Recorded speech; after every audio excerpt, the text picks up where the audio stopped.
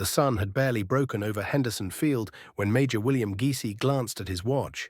6 in the morning, February 12, 1943, and dawn was painting the sky in shades of orange and pink. 24 dark blue fighters sat motionless on the coral runway, their silhouettes sharp against the brightening tropical horizon. In just 2 hours, these Vought F4U Corsairs would launch into their first combat mission over the Pacific. Not some routine patrol or training flight. This was the real thing, an escort run 230 miles deep into enemy territory, all the way to Vella La Vella. None of these pilots understood what they were about to set in motion. What none of them could have known was that this single squadron's arrival would unleash the most devastating air campaign the Solomon Islands had ever witnessed. The Japanese had owned these skies for over a year. Their Mitsubishi A6M0 fighters had become almost mythical, untouchable, unbeatable, absolute masters of the air. That mythology was about to crumble. The war had taught the Americans a harsh, unforgiving lesson. Control the sky, and you control everything below. Lose it, and you lose the war. Since Pearl Harbor struck in December 1941, Japanese pilots had shown themselves superior in every measurable way. Better trained, better tactics, better technology. The Zero could turn tighter than anything the Americans had built. It climbed faster, flew farther, and the men who flew it had been blooded in the skies over China, honing their skills against weaker opponents for years before America even entered the fight. At Rabaul, the Japanese maintained what many considered the finest concentration of naval aviation the Pacific had ever seen. 700 aircraft crowded the 5 sprawling airfields. The pilots among them were veterans, men with hundreds of combat hours logged, warriors who had swept aside the British at Singapore, the Dutch in the East Indies, and the Americans at Pearl Harbor. Some had names that had become legend. Lieutenant Commander Saburo Sakai, with over 60 confirmed victories. Warrant Officer Hiroyoshi Nishizawa, who would finish the war as Japan's ace of aces with 80 kills credited to his name before he too fell in combat. These weren't merely pilots sitting in cockpits. They were artists of aerial warfare, and the sky above the Solomons was their canvas. The Tainan Air Group, the 251st Air Group, the 200th Air Group. These units contained the absolute cream of Japanese naval aviation. Pilots who'd trained for years before the war even began, men who knew their Zeros the way a master knows his instrument, extensions of their own bodies and instincts merged into one deadly unit. Lieutenant Junichi Sasai commanded the Tainan Air Group, and he'd spent years developing tactics that squeezed every advantage from the Zero's exceptional agility while masking its weaknesses. His pilots flew in loose, fluid formations that gave each man room to fight individually while maintaining the tight support that kept them alive. They'd perfected the art of the turning fight, using the Zero's incredible maneuverability to slide onto an enemy's tail and stay there until the kill was absolute and certain. Over at Henderson Field, the F4U Corsairs sat on the dusty coral runway like caged predators. Their inverted gull wings gave them an unmistakable profile, a shape that within weeks would appear in Japanese pilots' darkest nightmares. Each one was powered by a Pratt & Whitney R2808 engine, producing 2,000 horsepower. That much power meant the Corsair could push past 400 miles per hour, a speed that would terrify Zero pilots who'd never encountered anything remotely close. The distinctive bent-wing design existed for one practical reason. The massive 13-foot Hamilton propeller needed ground clearance, and the inverted gull was the engineer's solution. Mounted in each Corsair's wings were 6 Browning M2.50 caliber machine guns, each one hammering out 750 rounds per minute. Total ammunition capacity came to 2,350 rounds, 400 rounds for the inner guns, 375 for the outer pairs. Enough raw firepower to literally saw a Zero in half with just 2 seconds of sustained trigger pressure. But specifications on paper never told the whole story. The Corsair had initially been rejected for carrier operations. The long nose made it nearly impossible to see forward during landing. The wing stalls were asymmetrical. The left wing stalled before the right, causing vicious snap rolls at low speed that had killed test pilots. The tail wheel strut had a maddening tendency to bounce on carrier decks, sometimes launching aircraft back skyward at the absolute worst moment. The Navy had stamped it unsuitable, had even given it a bitter nickname, the Ensign Eliminator, because so many junior pilots had died flying it. Yet those very characteristics that made it dangerous would make it deadly in combat. The raw power that made it difficult to control also gave it acceleration and climb rates nothing in the Japanese inventory could match. The robust, heavy construction that added extra weight could absorb punishment that would destroy lighter fighter aircraft. Most importantly, pilots who mastered it had death waiting at their fingertips. Lieutenant Kenneth Walsh had logged only 25 hours in a Corsair before touching down at Guadalcanal. He'd been an enlisted mechanic before earning his wings. Born in Brooklyn, raised in Jersey City, and he understood machinery like few pilots did. He'd joined the Marine Corps in 1933 at 17 years old and worked on aircraft before he ever flew them. That intimate knowledge of how fighters worked, what made them perform and what made them fail, gave him an edge that would shape his survival.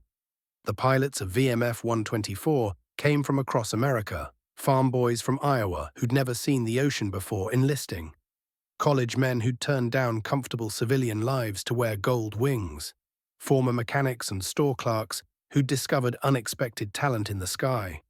What unified them was youth. Most were in their early 20s and terrifyingly limited combat experience.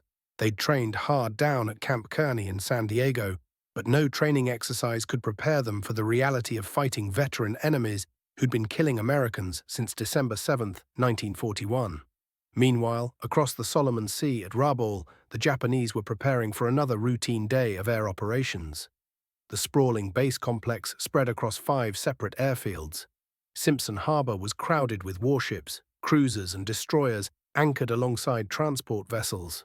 Thousands of support personnel moved through the base: mechanics, armorers, communications specialists, medical staff.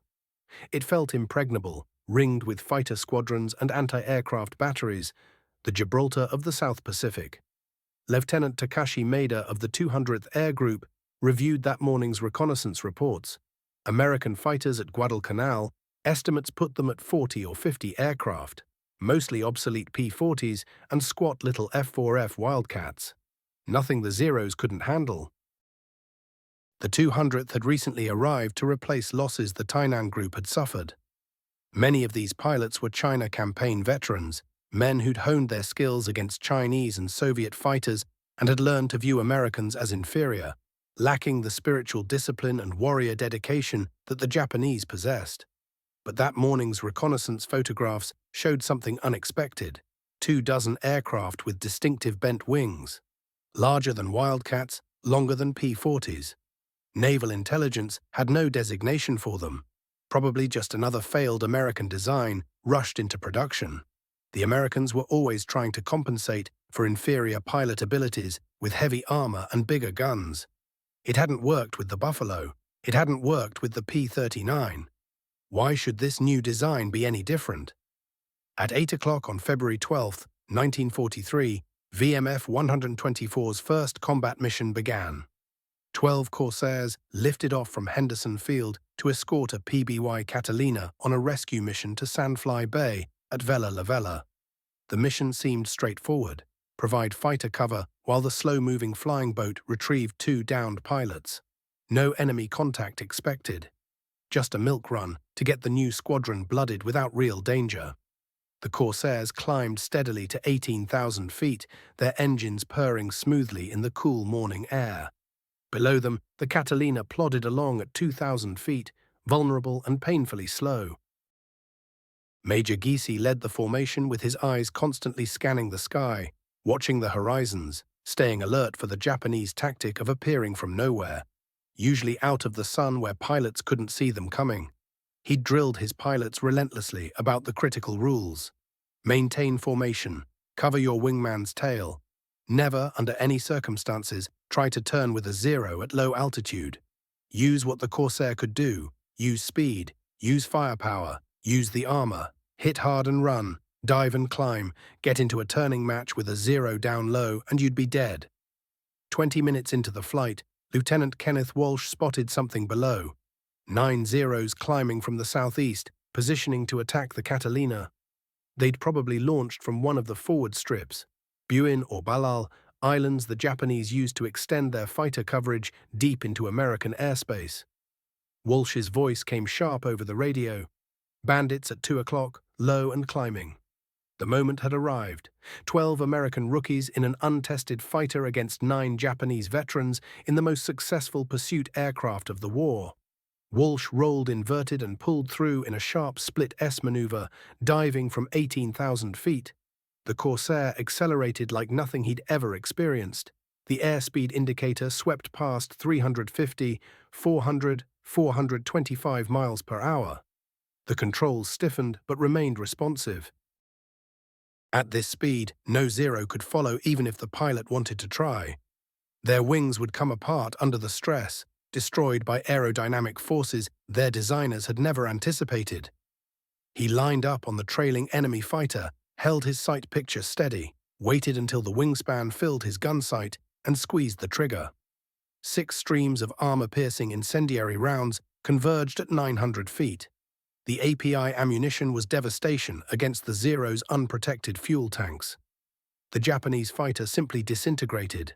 No explosion, no dramatic fire.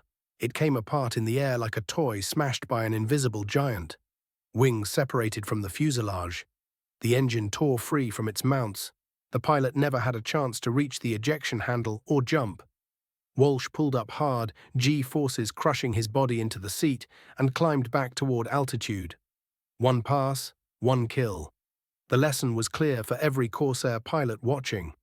The other Americans followed his example, diving and climbing, using their superior speed to slash through the Japanese formation.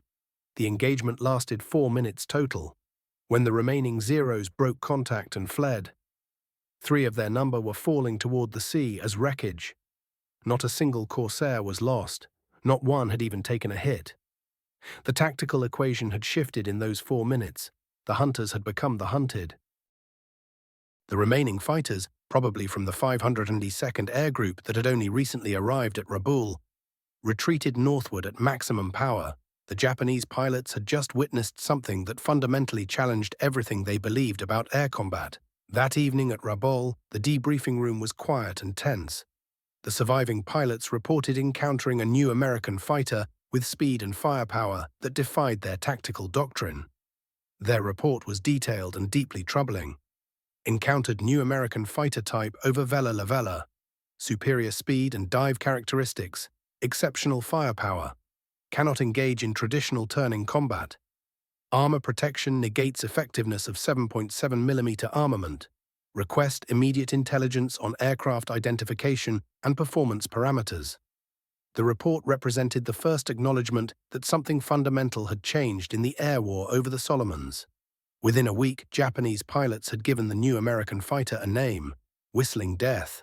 The designation came from the distinctive sound the Corsair made during a high-speed dive, a banshee wail created by air rushing through the oil cooler intakes in the wing roots. It was a sound that preceded destruction, a war cry that announced execution descending from above. Ground troops on Japanese-held islands learned to fear it. When they heard that whistle cutting through the air, they knew death was coming in seconds. The impact was immediate and devastating. Japanese bomber missions to Guadalcanal that had previously needed just a dozen fighters for escort now required 20 or 30. Even with those numbers, losses mounted steadily. The Corsair's speed advantage meant American pilots could choose exactly when and how to engage. Japanese pilots found themselves constantly on defense, trying to protect slow bombers while being picked apart by slashing attacks they couldn't counter or evade.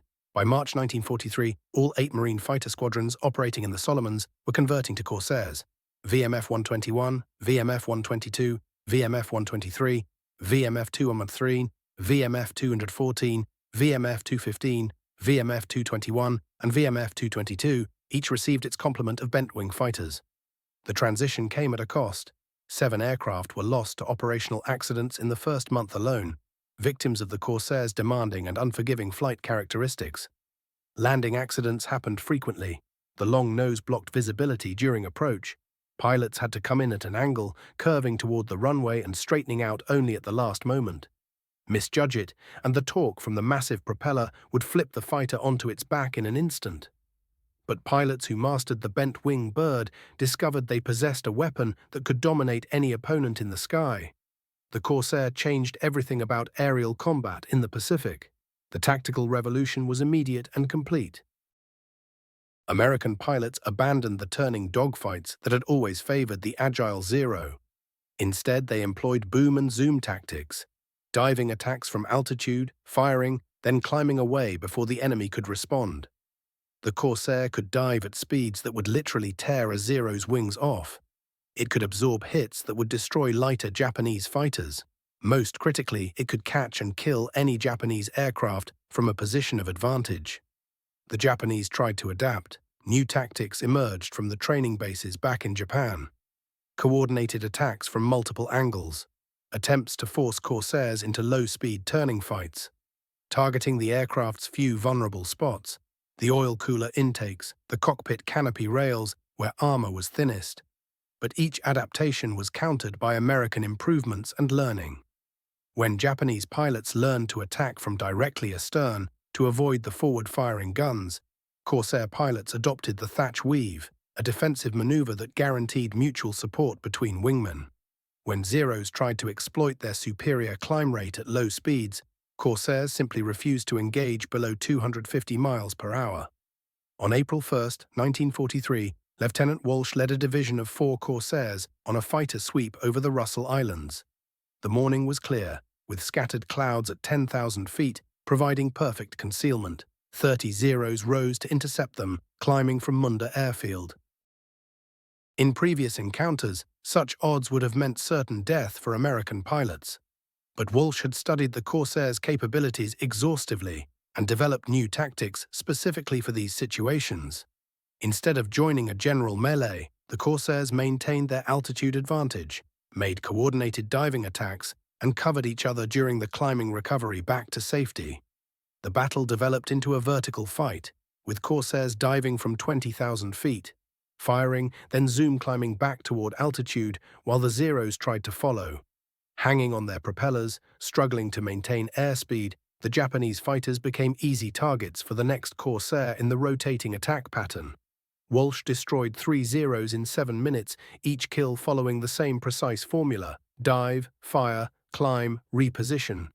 His wingman, Lieutenant Archie Donahue, shot down 2 more in the same time frame. When the 4 Corsairs touched down at Henderson Field after their latest engagement, the ground crews got to work examining every inch of the aircraft.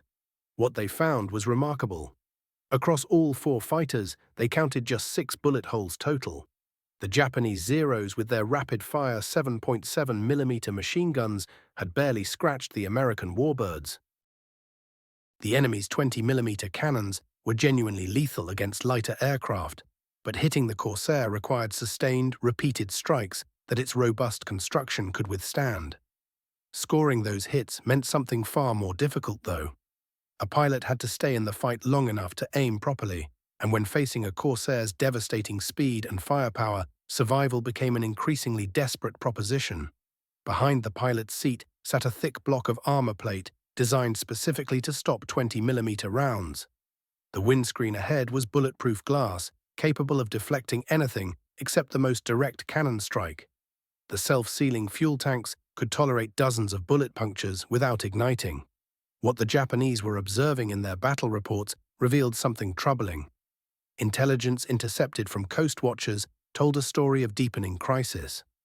Japan's most experienced pilots were being pulled from the front lines and shipped back home to train fresh recruits. Yet training required months they didn't have.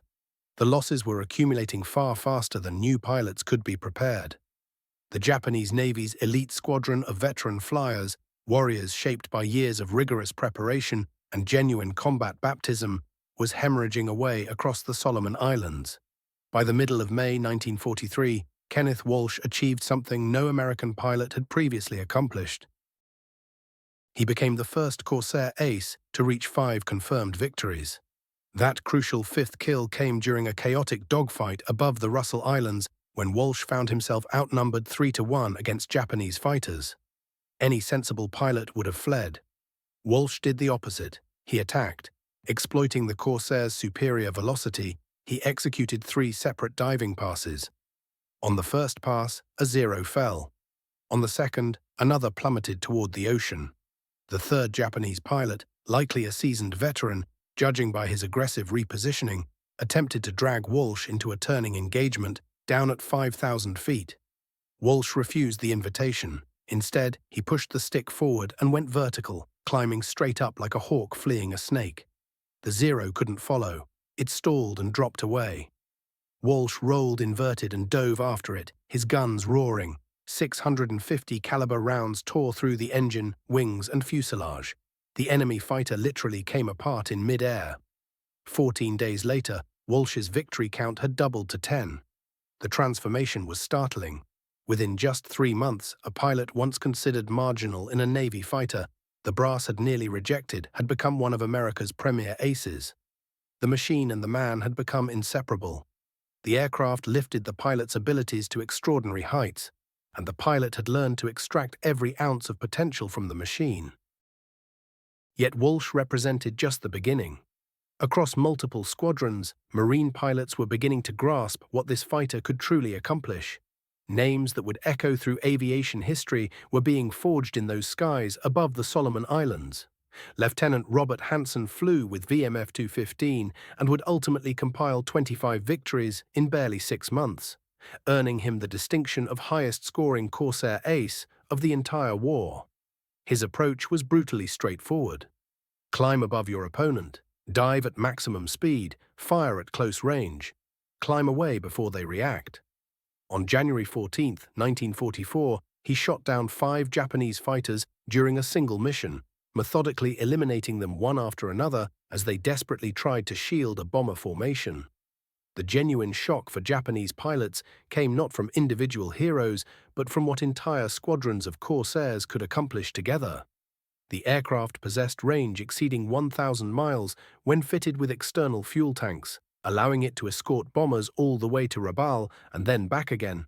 Previously, Japanese fighters would simply hold back and wait. American escorts would eventually run low on fuel and turn back toward home. That's when the slaughter would begin. Now, Corsairs stayed alongside the bombers the entire way, transforming what used to be easy hunting grounds into a deadly obstacle course. On June 16, 1943, more than 100 Japanese aircraft launched from Rabaul with orders to strike at American shipping anchored at Guadalcanal. They encountered 32 Corsairs from Marine squadrons. What happened next demonstrated the complete transformation of air superiority throughout the Pacific. The Japanese formation included the newer Zero Model 32 with clipped wings for improved roll characteristics, plus Model 22 variants equipped with enhanced weapon systems. None of it mattered. 77 Japanese aircraft went down in flames against just 6 Corsairs lost. The 13-to-1 kill ratio would become routine. Lieutenant Commander Takayo Tanimisu, a decorated veteran credited with over 30 personal victories, managed to escape and return with a report. "The new American fighters do not fight as we do," he wrote. "They strike from above like hawks. They fire their terrible guns. They climb away before we can respond. Our Zero is no longer superior. We are being murdered by an enemy we cannot catch and cannot escape." His assessment reached Admiral Yamamoto just weeks before American P-38s, powered by that same superior speed advantage, shot down his aircraft and killed him. Another stark example of how American engineering and tactics now dominated the skies. Beyond the tactical mathematics, the Corsair inflicted psychological devastation on the enemy. Japanese pilots who had never experienced defeat began living with terror. The distinctive whistling sound of a diving Corsair became associated with primal fear. Mechanics at forward bases reported pilots refusing to fly when Corsair activity was confirmed. Some developed mysterious illnesses that kept them grounded whenever Corsair escorted operations were expected. The mystique of Japanese aerial invincibility, carefully constructed since the war's opening, simply evaporated in the heat of Corsair gun barrels. By the summer of 1943, the Corsair's mission expanded substantially beyond pure fighter work. Marine pilots discovered the aircraft could carry ordnance. First, a single 500-pound bomb, then a 1,000-pound bomb mounted on the center fuselage. The Corsair transformed into a fighter bomber capable of fighting through to a target, dropping its load with surprising accuracy, then battling its way back home. Japanese strongpoints that had survived fighter strafing now faced punishing attacks delivered by Corsair-launched bombs. The emergence of VMF-214, known as the Black Sheep Squadron, under Major Gregory "Pappy" Boynton, perfectly illustrated the Corsairs' revolutionary impact on air warfare. Boynton had already proven himself an ace during his earlier service with the Flying Tigers in China. He understood both aircraft intimately, the Zero and the Corsair. His innovations in tactics played directly to the Corsair's strengths while neutralizing the Zero's advantages. The Black Sheep originated as a dumping ground, a collection of replacement pilots, troublemakers, and misfits, rejected by other squadrons. Boynton transformed them. Under his command, these orphans became an execution squad. They'd earned their nickname precisely because they belonged nowhere else, discarded pilots without a permanent home. But Boynton made them lethal. In just 84 days of combat operations, VMF-214 destroyed 97 Japanese aircraft while losing only 12 Corsairs, an 8-to-1 kill ratio that would have seemed impossible mere months earlier. Beyond air-to-air combat, they destroyed 21 vessels ranging from small barges to destroyers and hammered numerous ground installations. On September 16, 1943, Boynton led 24 Corsairs on a fighter sweep across Barai, a Japanese airfield perched at Bougainville's southern tip. Intelligence suggested a massive buildup of enemy fighters stationed there. 50 Zeros erupted from the coral airstrip like angry wasps. In previous wars, such odds would have guaranteed suicide, but Boynton had drilled his pilots relentlessly in energy management, emphasizing speed and altitude advantage above all else.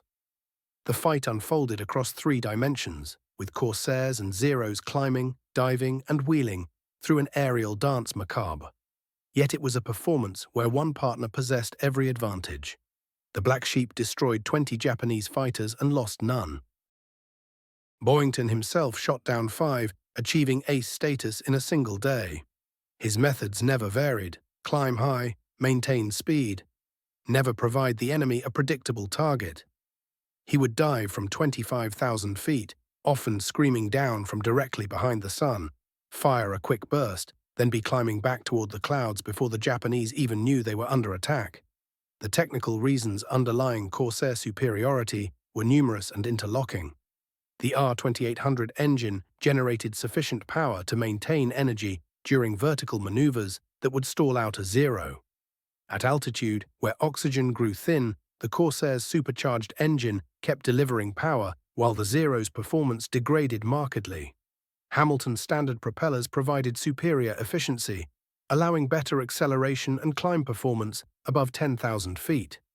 The aircraft's structural integrity, armor plating surrounding the cockpit, self-sealing fuel tanks, and redundant control systems meant it absorbed punishment that would destroy Zeros. The firepower was equally impressive. 650 caliber machine guns, converged to meet at 300 yards, could pour 80 rounds per second on target. The armor-piercing ammunition used could penetrate engine blocks, rupture fuel cells, and shred control surfaces into confetti. Japanese pilots reported that being struck by Corsair fire felt like getting hammered by sledges. Aircraft didn't merely crash, they disintegrated mid-flight. Technology, however, couldn't win wars alone.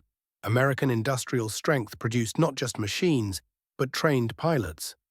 While Japan desperately tried training replacements for mounting losses, American training programs were graduating hundreds of qualified pilots each month. The Naval Air Training Command had expanded dramatically from just 2 main bases before the war to dozens of facilities nationwide. Pilots trained at places like Pensacola and Corpus Christi, advanced courses at Jacksonville and Miami, combat readiness training at San Diego and Hawaii. Each pilot arriving in theater brought 300 flight hours, including 50 hours in the Corsair specifically. Japanese replacements often showed up with less than 100 total hours, sometimes fewer than 60. The Corsair's advantages meant even average American pilots could defeat veteran Japanese aces. The aircraft forgave mistakes that would prove fatal in a Zero. Its speed allowed disengagement from desperate situations. Its armor kept pilots alive when judgment failed them. Lieutenant Commander Minoru Genda, one of the Pearl Harbor architects and Japan's finest aerial tactician, visited Rabaul during August 1943. His assessment was unsparing. "The enemy's new fighter has utterly revolutionized air combat," he reported. "Our tactics, perfected across years, are now obsolete. We require new aircraft, new training, everything new. But we lack time. They are killing us faster than we can adapt." He recommended abandoning offensive operations and hoarding remaining pilots for homeland defense. Tokyo ignored him. The arithmetic of attrition proved merciless. Japan began the Solomons campaign with roughly 400 first-line pilots. By August 1943, over 300 were dead. The replacements lacked both capability and experience. American pilot quality, meanwhile, continuously improved. Each veteran returning to combat lines shared hard-won knowledge with fresh arrivals. Tactics refined through bloody experience got incorporated into training programs. The learning curve that had cost countless American lives during 1942 transformed into a teaching tool during 1943. The Corsair even sparked innovation elsewhere. Facing the aircraft's initial carrier landing challenges, British naval aviation developed new procedures. They found that a curved approach while keeping the landing signal officer visible until the final moment solved visibility difficulties. Modifications to the tailwheel assembly reduced troublesome bouncing on deck. Enhanced pilot training specific to Corsair characteristics reduced accidents substantially. By late 1944, Corsairs were operating successfully from American carriers, adding tremendous firepower to the fast carrier task forces. VF-17, the Navy's Jolly Rogers, led by Lieutenant Commander John Tommy Blackburn, proved the Corsairs' capabilities extended far beyond pure fighter missions. Originally assigned to the carrier Bunker Hill, the squadron ended up land-based in the Solomon Islands due to Navy doubts about Corsair carrier compatibility. This proved fortunate. Operating from shore bases, VF-17 exploited the Corsairs' range and weapons-carrying potential. Blackburn's pilots pioneered Corsair fighter-bomber tactics, carrying 1,000-pound bombs on centerline racks. They developed dive-bombing techniques unique to the Corsair, discovering that extending the landing gear created an effective dive break.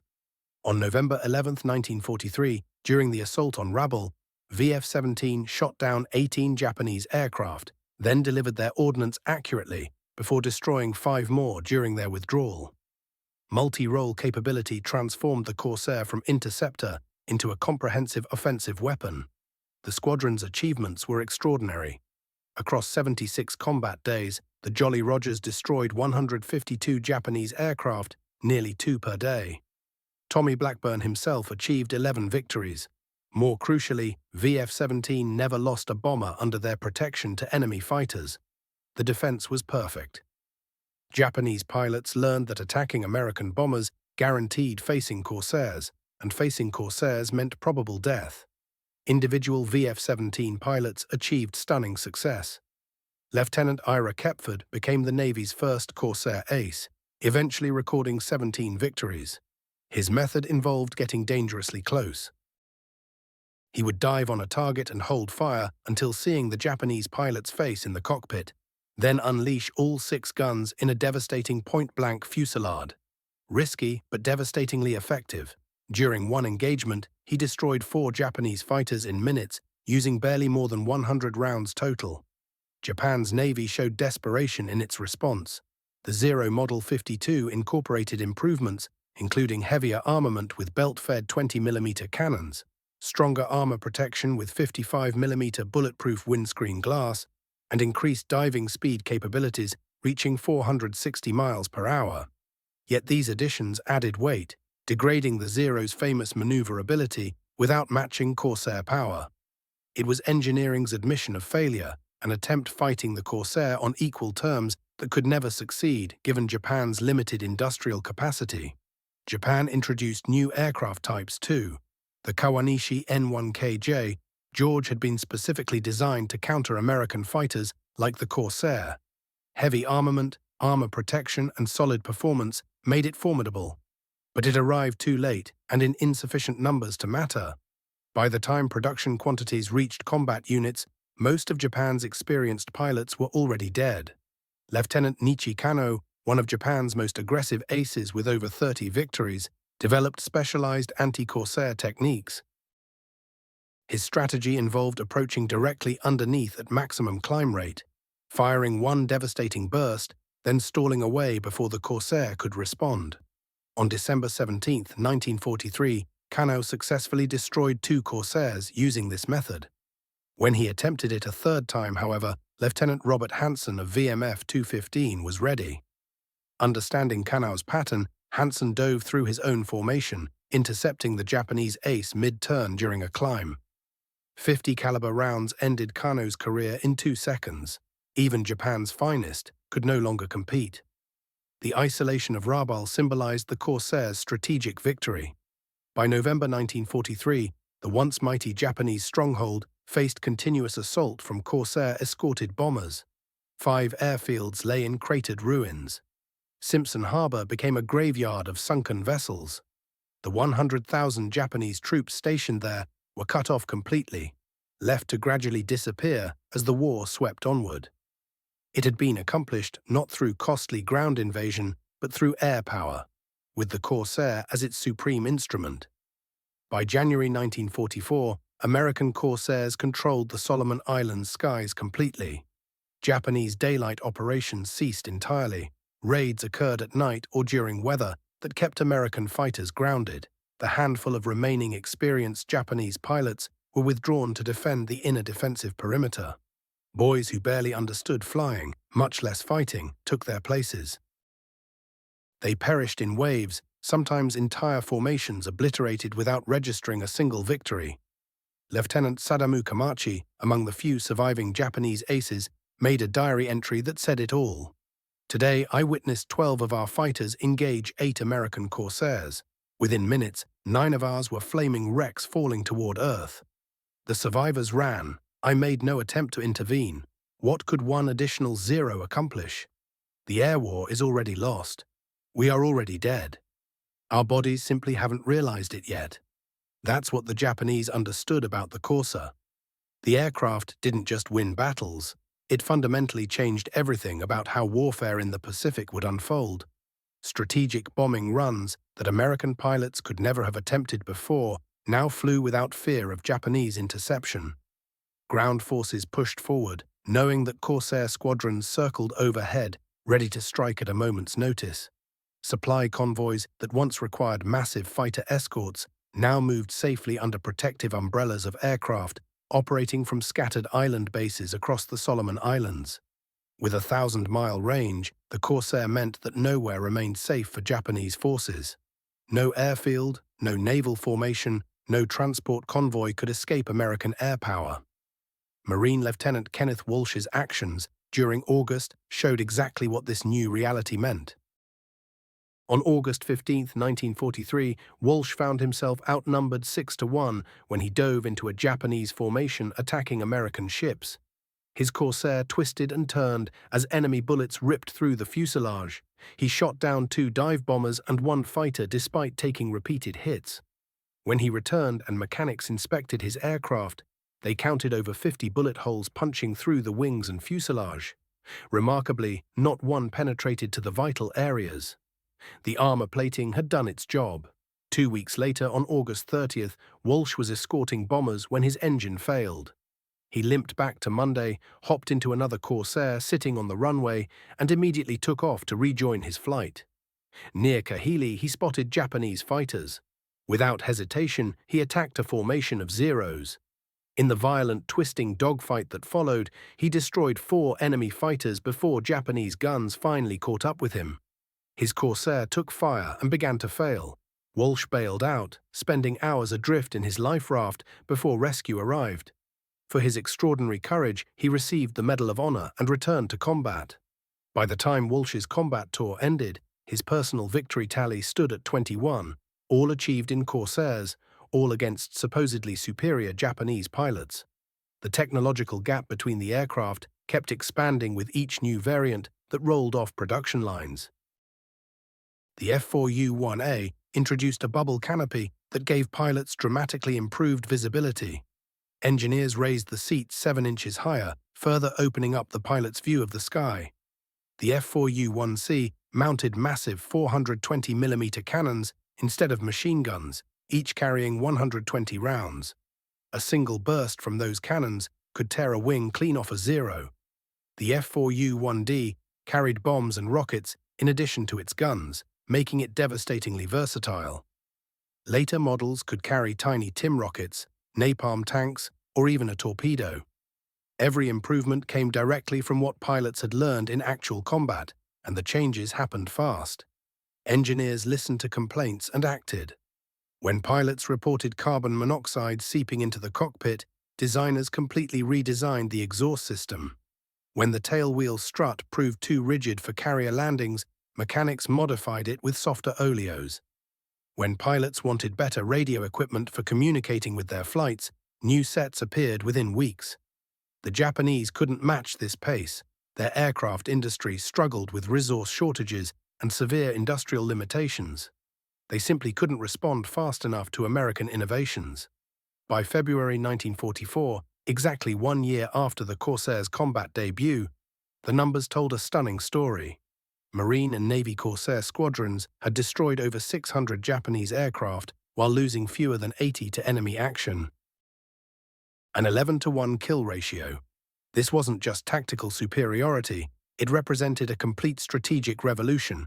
Japan's greatest advantage, air superiority, had become America's absolute guarantee of victory. Corsair squadrons were piling up extraordinary kill ratios in engagement after engagement. Individual pilots were becoming aces in single missions. Japanese formations were being methodically destroyed without the Americans suffering meaningful losses. It wasn't combat anymore, it was execution. Both sides understood exactly what they were witnessing. Captain Minoru Genda, the brilliant architect of the Pearl Harbor attack and Japan's foremost aerial strategist, faced the reality with characteristic honesty. In a report to Japan's Naval General Staff, he wrote that the Corsair had made their entire naval aviation doctrine obsolete. "We trained for 20 years to fight a war that no longer exists. The Americans changed the rules, built a better aircraft, and trained better pilots. We cannot catch up. We can only die with honor." The human cost was staggering. Japan lost approximately 2,000 naval aviators during the Solomon Islands campaign, with the vast majority falling to Corsair guns. These weren't merely pilots, they were instructors, squadron commanders, and tactical innovators. Expertise accumulated over decades simply vanished. The pre-war Japanese Navy had required 3 years to train a carrier pilot to combat readiness. By 1944, desperate commanders were sending boys to combat with less than 6 months of training. The results proved predictable and tragic. American losses, while significant, were entirely sustainable. Industrial production delivered Corsairs faster than combat consumed them. By 1944, Vought was producing 300 Corsairs every single month, one completed every 82 minutes. Goodyear and Brewster added their own production under license, building FG and F3A variants respectively. Pilot training programs expanded exponentially. Qualified replacements arrived in theater better prepared than their predecessors, each generation deadlier than the last, benefiting from accumulated combat experience and institutional knowledge. The Corsair's psychological impact matched its physical destructiveness. Tokyo Rose, the English-language propaganda broadcaster, acknowledged the aircraft's power in her nightly transmissions, warning American pilots that the whistling death brings death to those who fly it as well. But her threats rang hollow. Japanese pilots knew the truth. When Corsairs appeared, survival meant running, and even running might not be enough. Major Gregory Pappy Boyington's final combat illustrated both the Corsair's power and its limits. On January 3, 1944, leading a sweep over Rabaul, Boyington shot down his 26th and 27th victims before enemy fighters and ground fire finally brought his Corsair down. He survived but was captured, spending the rest of the war in Japanese prison camps. His loss demonstrated that even in a superior aircraft, war remained dangerous. Yet his Black Sheep Squadron continued accumulating victories without him, shooting down 94 more Japanese aircraft. The Corsairs' advantage transcended individual skill. The aircraft itself had become the ace maker, turning average pilots into killers and good pilots into legends. The strategic implications rippled across the Pacific. Admiral Isoroku Yamamoto, shot down by P-38 Lightnings in April 1943, an interception made possible by Corsair suppression of Japanese fighters, eliminated Japan's most capable naval strategist. The isolation and reduction of Rabaul, achieved through Corsair air superiority, removed Japan's most important base without requiring invasion. The Marine Island hopping campaign accelerated. Each landing guaranteed Corsair squadrons that ensured American forces would never again fight without overhead protection. The Philippines campaign of 1944 saw Corsairs operating from both land bases and carriers.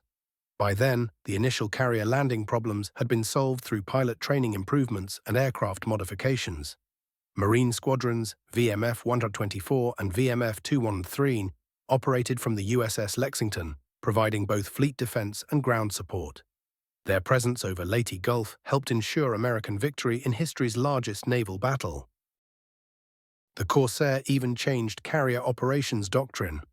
Initially rejected for carrier use due to its difficulty handling, British Royal Navy pilots developed techniques to safely land the challenging aircraft on flight decks. The curved approach pattern they pioneered became standard for all carrier aircraft. Their success convinced the US Navy to reconsider, and by late 1944, Corsairs were operating from American carriers. By war's end, Corsairs launched from dozens of carriers, extending their deadly reach across the entire Pacific. Lieutenant Commander Saburo Sakai, Japan's most famous surviving ace, encountered Corsairs over Iwo Jima in June 1944. Despite his vast experience and over 60 victories, he barely survived. His Zero was riddled with bullet holes, his cockpit filled with smoke. Only exceptional flying skill allowed him to escape.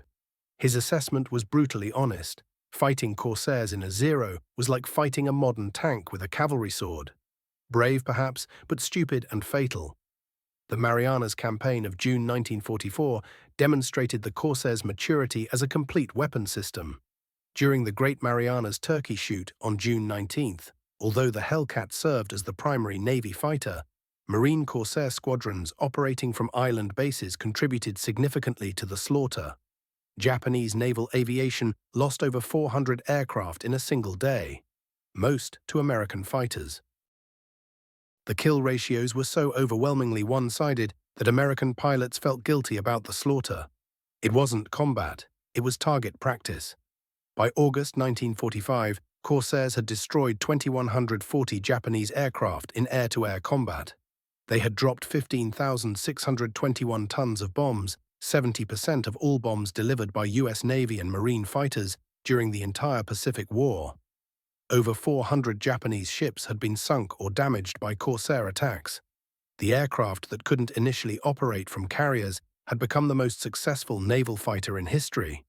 Production would continue until 1953, with 12,571 Corsairs built, the longest production run of any World War II fighter.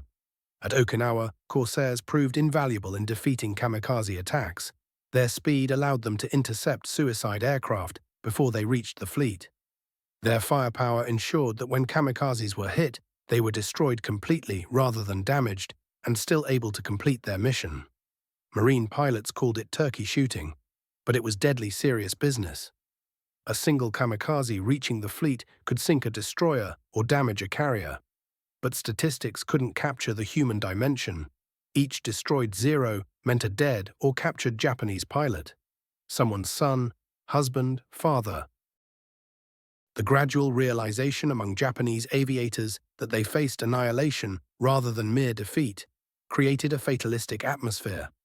Kamikaze tactics, born from desperation, represented final acknowledgement that conventional air combat against Corsairs was suicide with no purpose.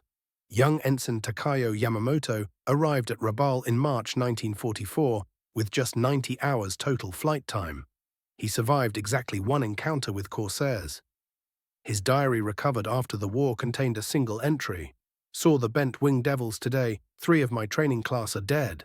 I ran. I am ashamed, but I am alive. Tomorrow I will probably join them. The Americans are not fighting fair. They are simply executing us. The Corsairs' legacy extended far beyond World War II. In Korea, Corsairs flew 80% of all US Navy and Marine close support missions.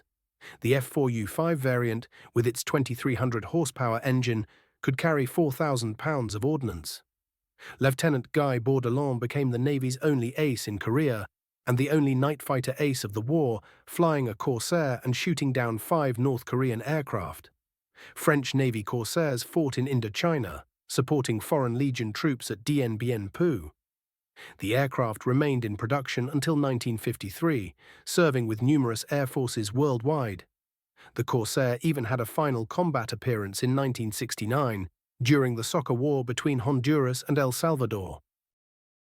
Both sides flew Corsairs, making it the last piston-engine fighter combat in history. Captain Fernando Soto of the Honduran Air Force shot down 3 Salvadoran aircraft, including 2 Corsairs, making him possibly the last piston-engine fighter ace in history.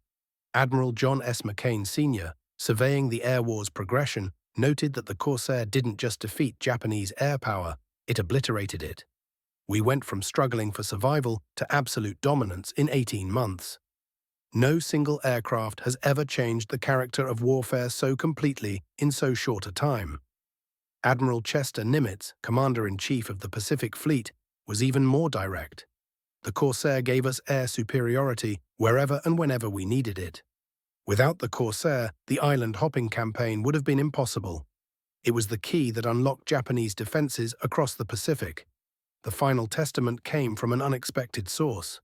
Emperor Hirohito, in his post-war memoir, identified 3 factors that made Japan's defeat inevitable: American industrial capacity, the atomic bomb, and the Corsair fighter. When our pilots could no longer contest the skies, he wrote, our islands became indefensible. The Corsair was the sword that cut the empire's lifeline. Japanese ace Saburo Sakai, who survived the war with 64 victories, provided perhaps the most eloquent assessment. The Zero was a rapier, light, agile, deadly in skilled hands. The Corsair was a broadsword, heavy, powerful, crushing everything in its path.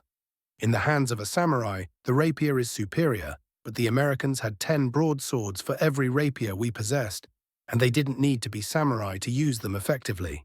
On a humid morning in September 1945, as American occupation forces landed in Japan, a formation of Marine Corsairs flew overhead. Their bent wings cast shadows over Tokyo Bay, where 2 years earlier Japanese pilots had been supreme. The war was over, but the message was unmistakable. The age of the samurai of the sky had ended. The age of American air power, born in the Solomon Islands crucible and forged in the Corsair's engine, had begun. The last Japanese ace to face Corsairs in combat, Lieutenant Kanashimoto, survived the war with 18 victories. Asked years later about fighting the American fighter, he smiled sadly. You want to know about fighting Corsairs? Here is the truth. You didn't fight Corsairs. You survived them, if you were very lucky and very fast. Most of us were neither. The bent-wing bird was death itself, and death always wins in the end.